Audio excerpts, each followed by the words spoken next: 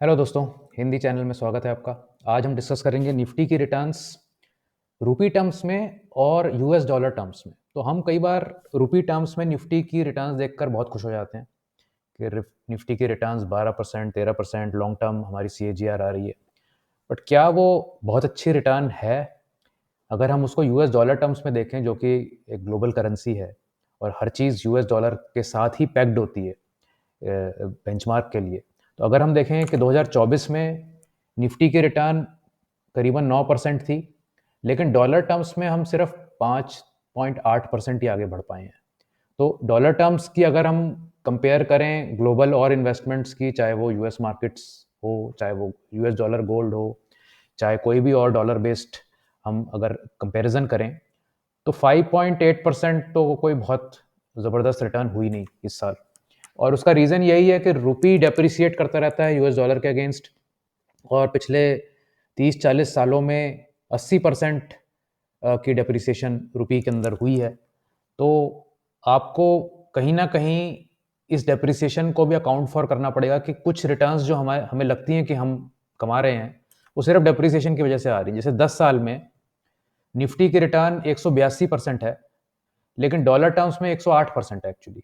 तो ये जो 70-80% का गैप है, ये सिर्फ इसलिए आया है कि rupee is devaluing versus the dollar.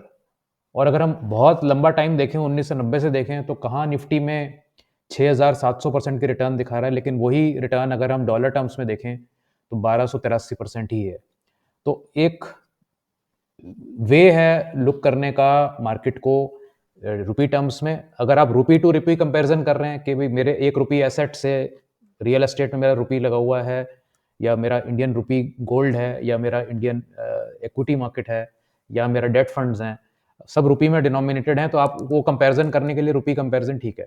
लेकिन अगर आप इसे ग्लोबल स्केल पे अगर आप इसे कंपेयर करना चाहते हैं कि इंडिया कैसा परफॉर्म कर रहा है यूएस मार्केट के अगेंस्ट, या इंडिया कैसा परफॉर्म कर रहा है किसी भी और ग्लोबल एसेट के अगेंस्ट, या हमारी जो परचेजिंग पावर है, हमारा जो कैपिटल है, वो ग्लोबली कंपेटिटिव रहने के लिए आपकी परचेजिंग पावर इंटैक्ट रहनी चाहिए। अब सपोज आपका निफ्टी में बढ़ता चला जा रहा है नंबर रुपीज में, लेकिन आपकी करेंसी पिटती चली जा रही है, तो ना आप ट्रैवल कर पाएंगे बाहर, ना आप बच्चों को बाहर की एजुकेशन दिलवा पाएंगे बढ़िया, और कोई भी ऐसी इंपोर्ट डॉलर बेस्ड जो एक्सपेंस होगा आपका, वो आपके लिए बहुत भारी पड़ेगा। तो एज लॉन्ग एज आप अंदर ही देख रहे हैं कि भाई मेरे को अपनी कंट्री के अंदर ही देखना है और मुझे कोई मतलब नहीं किसी चीज़ से, तब तो रुपी कंपेरिजन ठीक है। अदरवाइज आपको डॉलर का भी व्यू एक बार रखना चाहिए अपने दिमाग में। ये एक पॉइंट था आज के लिए।